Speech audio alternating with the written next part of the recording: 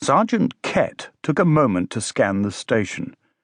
Euston Square, the metropolitan terminus of the North Western Railway, was always bustling. Hundreds of passengers arrived every day for their first experience of the great city, while others fled to Liverpool, Birmingham, Manchester, Nottingham, and all points between.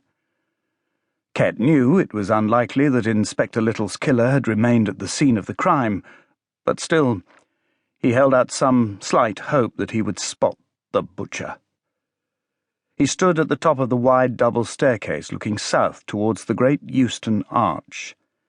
The grand hall was framed by dark red pillars, and sunlight streamed through the domed skylight in the high ceiling, shimmering across the metallic lava floor. The bright blue uniforms of dozens of constables stood out against the grey sea of day travellers and against the white granite of the station walls.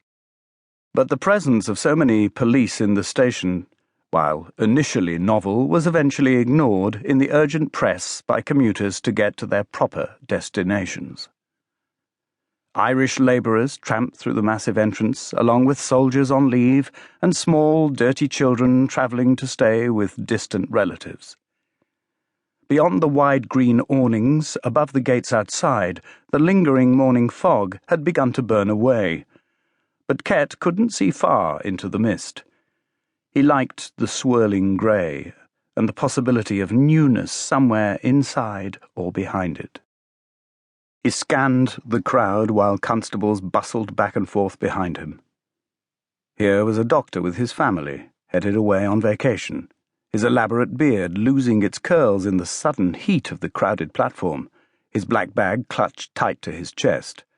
His pretty wife bustled along behind, leading a nurse and a young boy, all of them tired and stressed-looking. Two tarts loitered against the wall near one of the meeting rooms, and, when he caught their eye, he made a quick motion with his head to indicate that they should move along. They strolled past him and smiled. "We does like a man with a full beard," the taller of them said. "Quite masculine," the prettier of them said. She had a scar that ran from her scalp to her throat, but it somehow added to her vulnerability and attractiveness. "Keep moving," Kett said. "Pity." And they were gone, caught up in the crush of bodies. Prostitution was illegal, of course, and they were a cheeky pair to be plying their trade so early in the day and in so public a place. But they were brave in their fashion, too, and arresting them would have been fruitless. They would have been back at it within the day. Kett shook his head. Murderers, thieves, whores, and swindlers were all pressed together alongside the rarest of species, the honest citizen.